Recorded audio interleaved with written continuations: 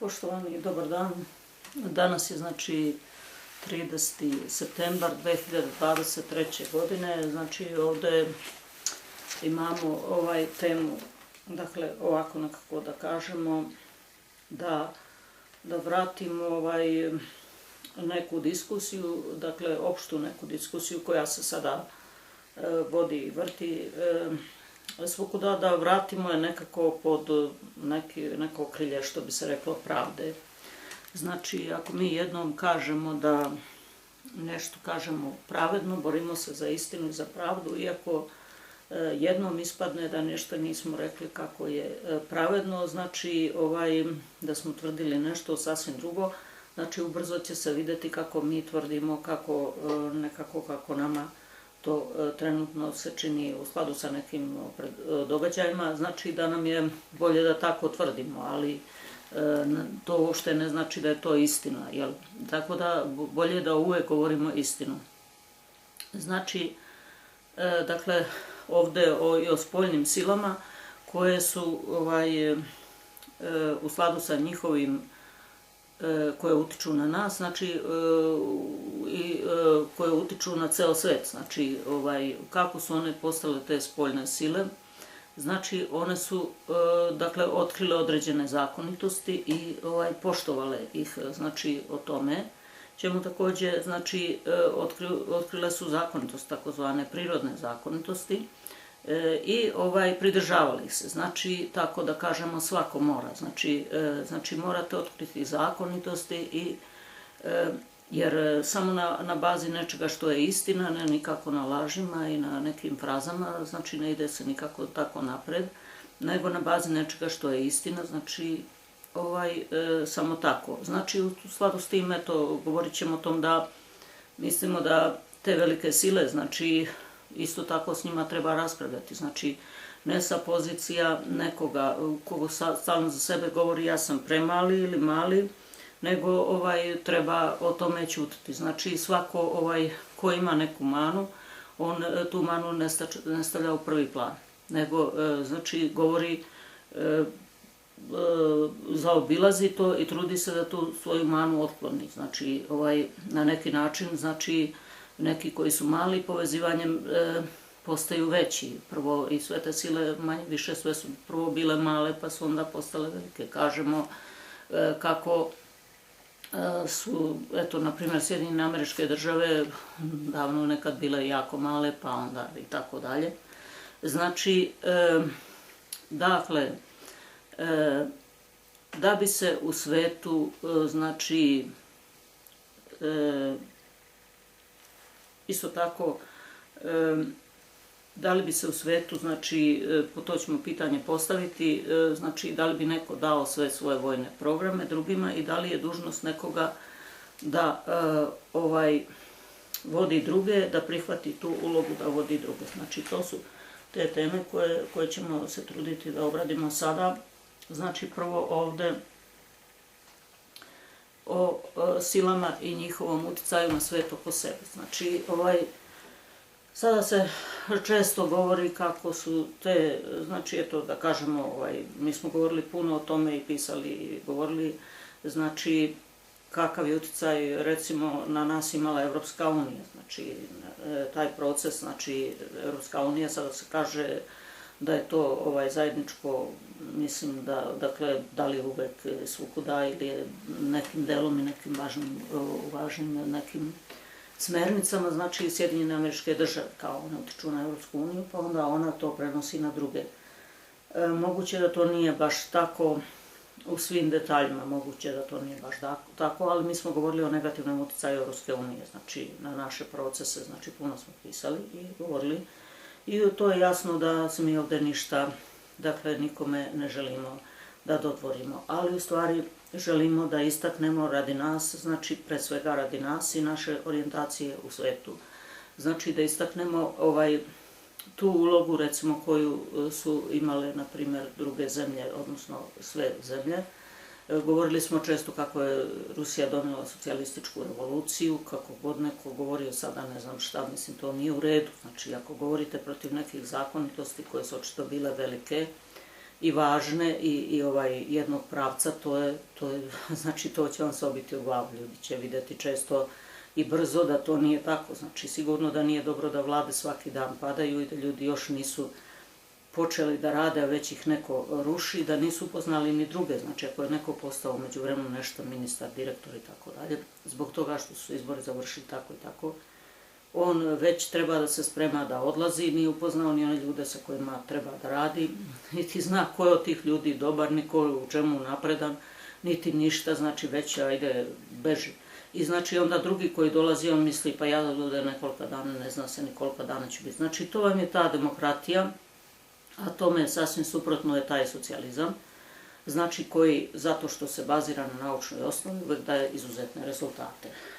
Sad, dakle, na tim osnovnim postulatima uvek daje izuzetne rezultate. Sad, zašto ga neko, možda će ga i Zapad prihvatiti, možda će vidjeti, znači da ovo isto ne vodi nikuda, ne vodi ni u Americi, znači to su eto te zakoni, to su neke koje oni još uvek nisu očili, znači eto vide kakvi su izbori i znači došlo je do kulminacije znači toga procesa i u Sjedinjenim Američkim Državama, iako su ga oni ranije držali pod kontrolom, ali sad je znači ta demokratija kulminirala kao nešto negativno, znači eto taj sukob, recimo to Trump i ostali i Biden, sada Biden, taj pravac neki koji se manifestuje kao demokratski, koji u ovom trenutku predvodi recimo Biden i taj koji predvodi Donald Trump. Znači, eto vidimo, znači, možda neće niko priznati nikom izbore, sve zapravo što se ovde dešava na drugim prostorima povodom takvog jednog procesa u društvu preko kojeg se dolazi do organa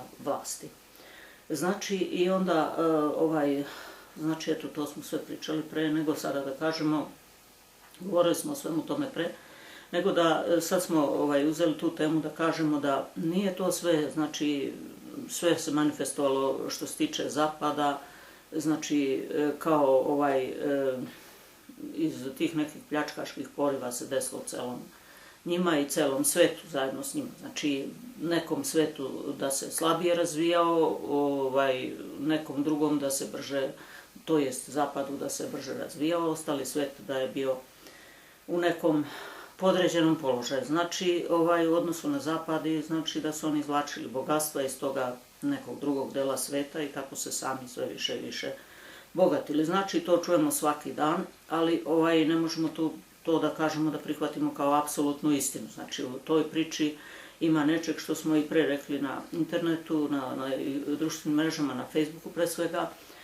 Te neke stvari koje se sada govore dođu nam kao melem na ranu. Znači, negativnostima koje su ostavile se ovde na nas, pre svega sa te zapadne strane sveta, posle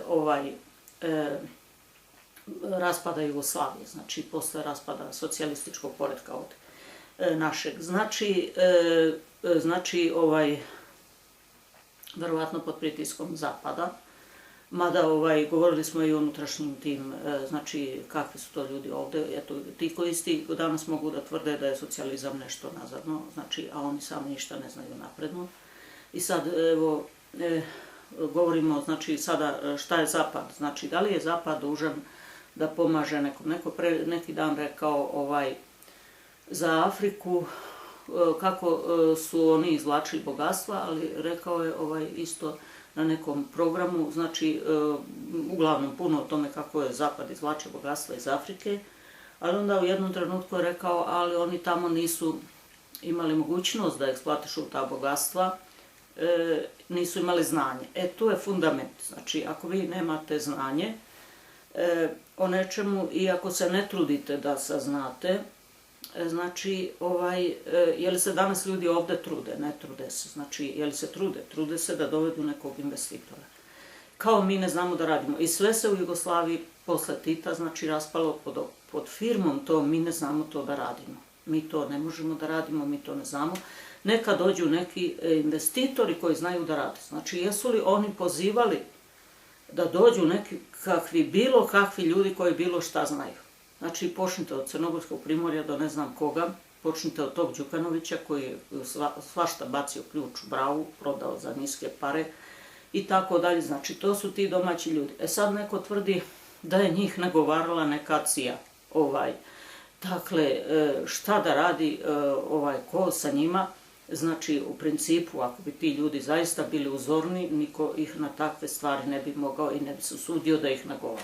Znači, pod brojem 1 oni bi rekli dajemo ostavku ako neko, kako kaže, vrši takav pritisak. Znači, ja u tome neću da učestvujem, mislim da niko nikome ne može da zabrani, pa kaže po cenu života šta mi znači takav život, ako ću ja biti osramoćen i opisan kroz istoriju. Ako takav čovjek već nije takav, jel tako, da mu je svejedno ili bio osramoćen ili ne bio, znači da se rukovodi za nekom trenutnom koristi i da je svestan svojih niskih vrednosti i onda da se začudi ako ga nešto tako snađe, da on kao eto se snađe tu. Znači, mi smo govorili uopšte kako u jugoslovenskom tom procesu bilo, znači da oni koji su držali do sebe, oni su mislili da se nikad ne bi bavili tom politikom. Znači da im običan narod naređuje i određuje da li su oni nešto dobro, znači taj narod koji se nije školovao, koji sad će on da kaže za neke vrednosti koje su velike, da li je to dobro i da li je to i ovako i onako. Kako će neko ko je nepismen inženjerski, recimo da on sudi o nečemu, o nekim naučnim rezultatima i nekim fabrikama i o nečemu. Znači, kako će on to? Znači, i tako dalje. Ako neko ne zna ništa o vojsci, kako će on da predvodi i da bude, recimo, ne znam, ministar odbrane ili tako nešto. Dakle, to je sve strašno. Znači, to smo govorili stalno što se dešava, ali sada smo počeli o tome, znači da taj zapad nije donosio uvek sve najgore. Dakle, tu smo pitali da li bi neko, na primjer u Jugoslaviji koja je bila pojam i tome, dakle, dostignućima za Titovo doba, znači u Titovom dobu, znači da li bi neko davao svoje vojne, svoje one najdragocenije programe, da li neko smeo da oda neku tajnu i svoje firme. Znači, ako nešto proizvodi dok se to ne pusti u proces proizvodnje, da li da ugrozi svoju proizvodnju, da li bi to neko uradio, da li bi to dao nekoj Africi ili bilo kome drugom u ime ne znam čega. Znači, niko to ne bi dao. Sad vidite, sad recimo kao fol zapad je kriv, sad u nekome što on nije dao nekome. Znači, niko ništa svoje ne bi dao, da li bi neko ovde nekome pokazao kako da proizvodi, ne bi ga primio na posao. Znači, ne bi neko odavde primio, evo, primjeri, moja malenkost također ima patnju godinama i decenijama na tu temu. Znači, da li bi ga neko primio ili bi ga progonio?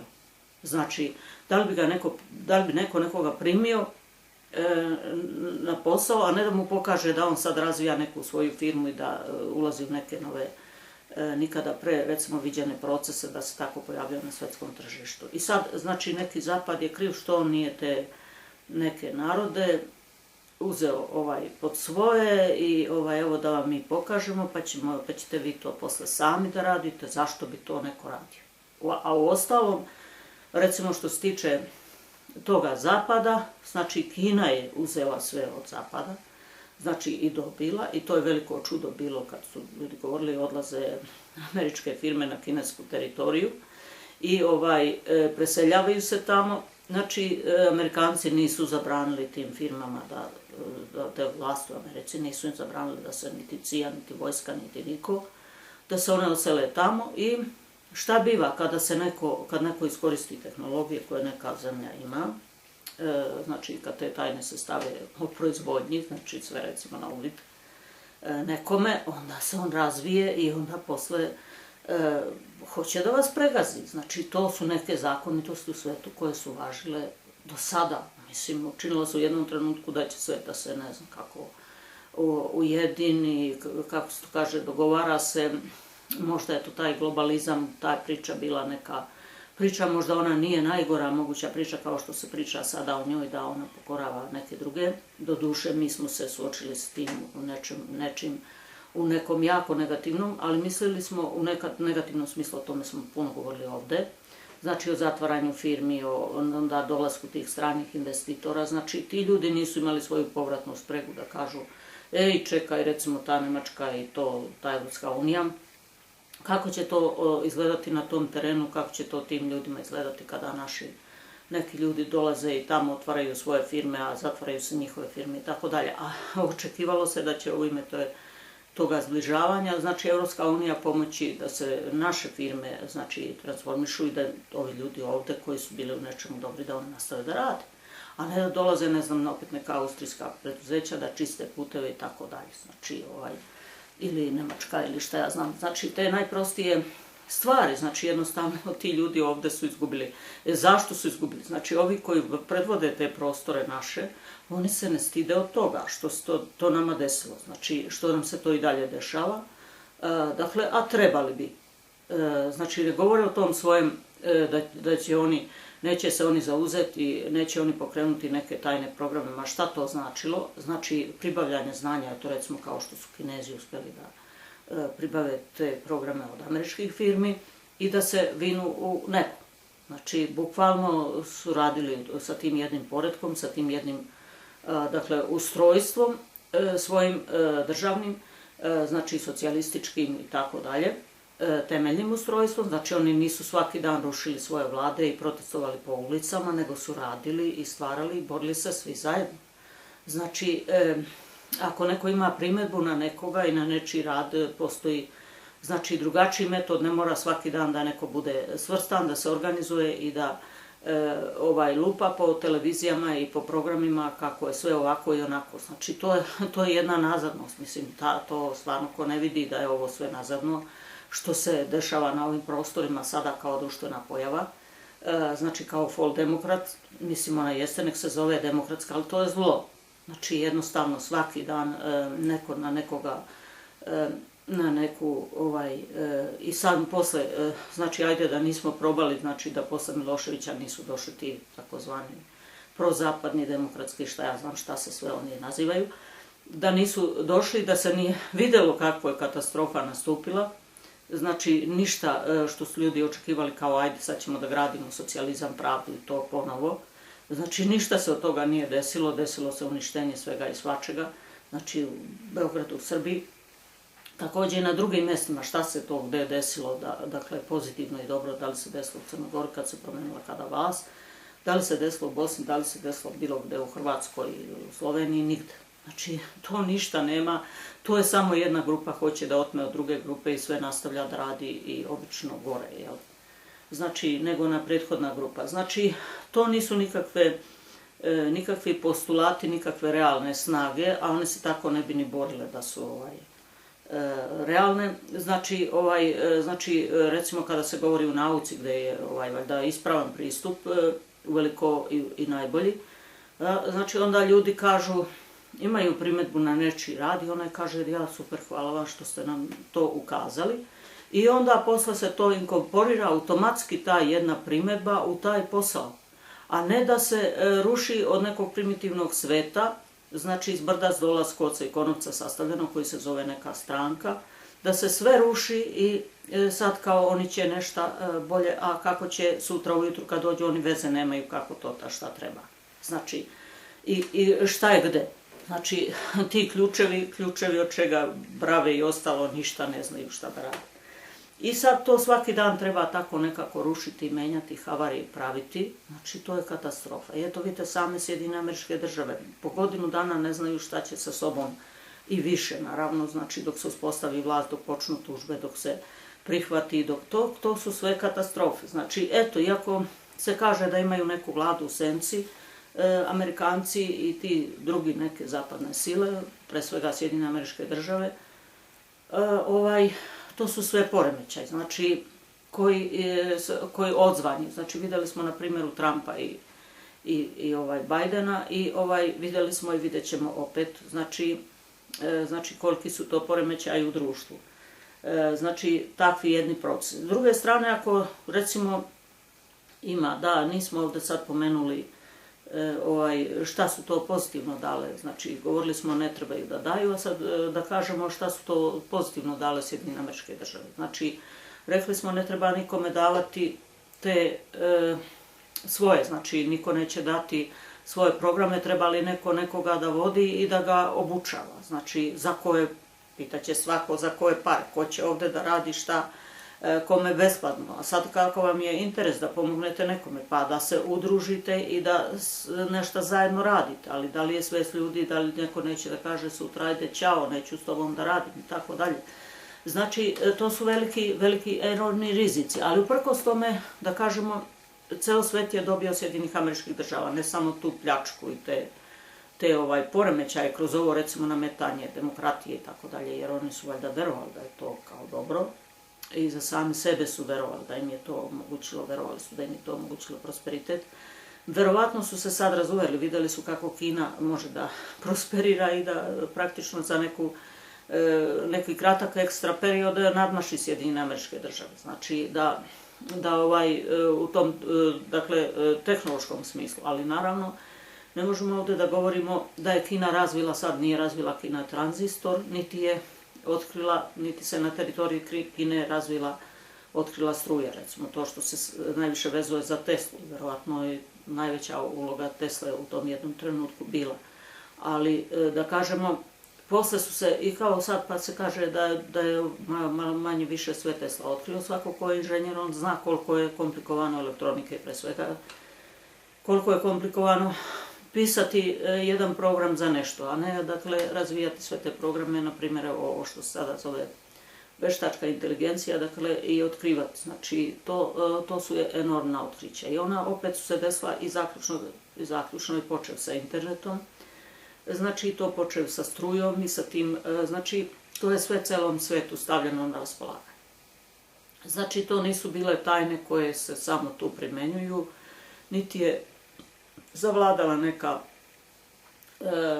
tortura da to ne može niko koristiti. Znači, obično se kaže da ti programi se koriste prvo vojno, pa kad postanu prevaziđeni, oni se u nekom obliku, dakle, preliju na ceo svet. Ti programi, recimo u Sjedinjenim Američkim Državama. Moguće da je to istina, ali uprkos svemu tome, znači, svet je dobio i ovo što se sve zove internet i što se zove, dakle, to je prvo dobio Sjedinjenih Američkih Država i ovo što se zovu kompjuterski programi, znači Windowsi, široka upotreba, znači, toga u svakodnevnom životu i lakoća upotrebe. Znači, i čitava ta digitalizacija u poslednje vreme, znači, naravno, Kina to pomaže, ali opet zahvaljujući tome što je preuzela te, dakle, formule od američkih firmi, odnosno, pa zapravo od Sjedinjenih Američkih Država. Znači, to nije bilo zabranjeno celom svetu da koristi. Sad, kad bi mi računali kolike su štete i do danas ništa nije zabranjeno, znači ti automobili, električni i sve to ostalo, znači primjena veštačke inteligencije, pa kada se govorilo o veštačkoj inteligenciji u Sjedinjenim Američkim Državama, gde se govorilo o pattern recognition, o prepoznavanju oblika, prepoznavanju, znači autonomnom kretanju, znači gde se to sve govorilo, pa sve je to počelo prvo tako. I zato je, znači, tehnička inteligencija, znači, svi su bili orijentisani prema tome i izražavali su jednu ogromnu, dakle, poštovanje i da kažemo, je to i ljubav prema toj zemlji. Znači, sada šta se kod nas sve odigralo, znači, moguće da je to u poslednje vreme zaista i došlo do nekoga izvitoperenja, znači, u Sjedinjenim Američkim Državama. I naravno, za posledicu mi smo ovde imali, znači, u toj Evropskoj uniji. Ali, znači, misli se da o tome svemu treba kao takvom govoriti, znači, obaveštavati, jer ako mi stojimo stalno na tom stajalištu, ako mi objasnimo kako je to kod nas ovde, kako to izgleda, znači, kada se to nešto aplicira ili primeni, onda će oni, kao zemlja koja se razvijala samo na bazi naučnih istina, kako smo rekli na početku, znači spoznaja, otkrivanje spoznaja i delovanje u skladu sa njima, znači spoznaja istina, zapravo otkrivanje istina o svetu, naučnih istina i delovanje u skladu sa njima. Znači, ako ne bi delovali u skladu s tim, pa oni se ne bi mogli razvijati. Znači, ne možete nešto što nije istina, znači na bazi toga, to stalno kažemo, znači ne može avion da leti na bazi toga što nije istina, nego na bazi nečega što je istina, na bazi zakonitosti kada se otkrije zakonitost o letu i sve zakonitosti, kada se one inkorporiraju i primene u procesu upravljanja, onda taj avion leti. Znači, to je činjenica da bi oni trebali, morali da daju, dakle, svetu,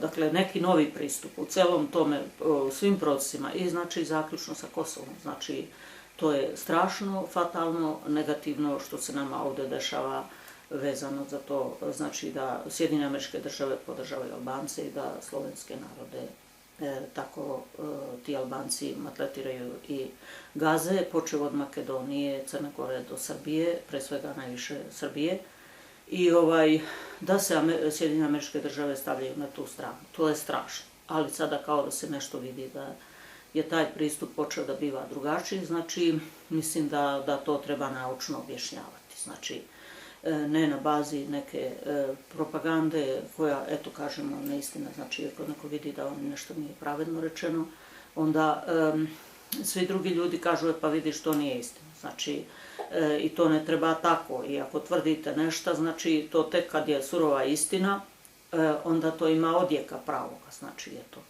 I rekli smo da se stalno govorimo to, da se zalažemo za multipolarni svet, jer verujemo da nijedna sila sama po sebi ne bi bila tako dobra kada se ne bi bojala neke druge sile. Znači ne bi volili da nas pokori Indija, ni Kina, ni da ima bezgraničnu vlast na nama, da joj niko ne može ništa suprotstaviti, pero odbiti, što se kaže, ne bi volili da se to desi.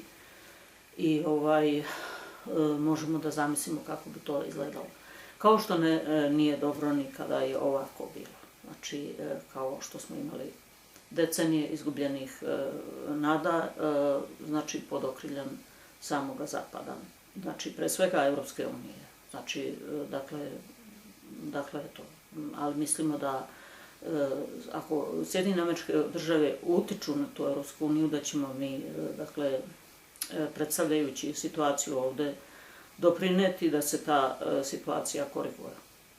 Tako, za sada toliko. Hvala.